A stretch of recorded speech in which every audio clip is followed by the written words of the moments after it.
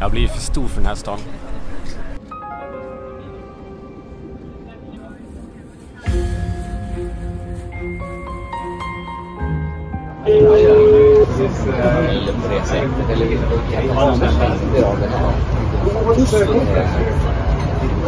Nej, det är ingen. Lycka till.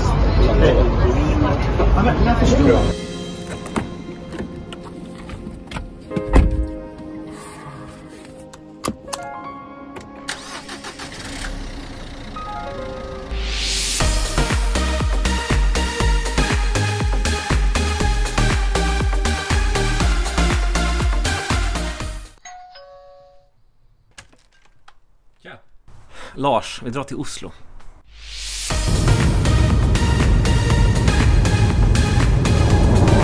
Jaha, Oslo Lars, hur känns det här?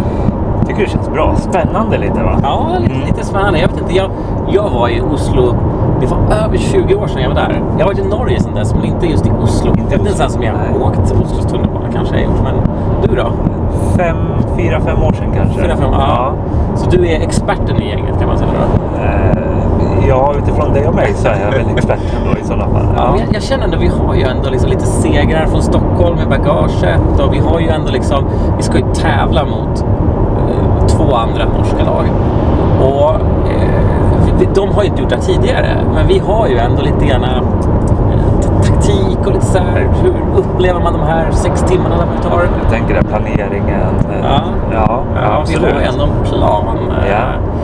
Det är så här, jag har faktiskt läst på lite grann om Oslo tunnelbana. Deras tunnelbana är ungefär lika lång som vår, lite kortare faktiskt i kilometer, men de har en ytterligare station. Det är lite retsamt om man är svensk och vet att de som är en mindre stad har en station till. Men det är längden tror jag här som måste räknas. Eller det är klart. Ja. Och andra passagerare är säkert 3 gånger så mycket, så det känns ändå bra.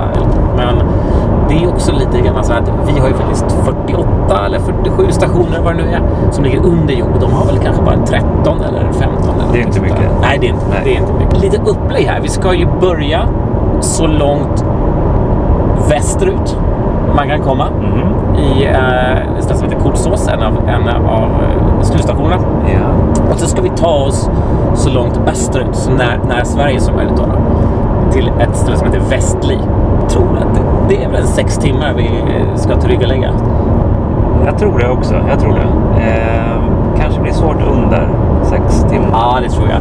För det hör ju faktiskt till också. De har ju faktiskt nu i sommar också stängt ner 2 tunnelbanelinjer som ersätts med buss. Just det. Så det ställer till det.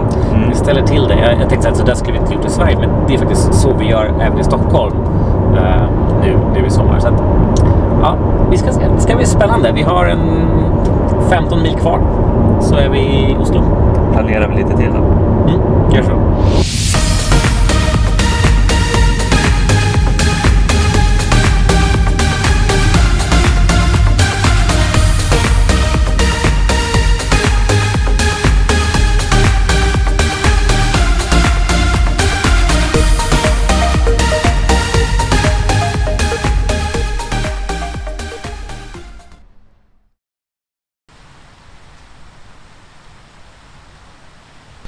Då så, får se. Vatten, kamera på plats, resplan naturligtvis. Vi ska resa mobilen för att inte glömma. Lars, är du klar? Yes, jag är klar. Vi kör. Alltså nej.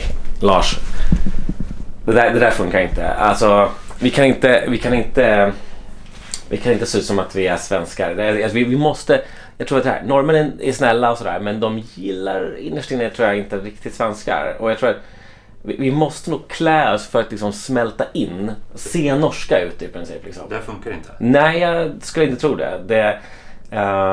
Jag har en plan. Jag tror jag har en plan.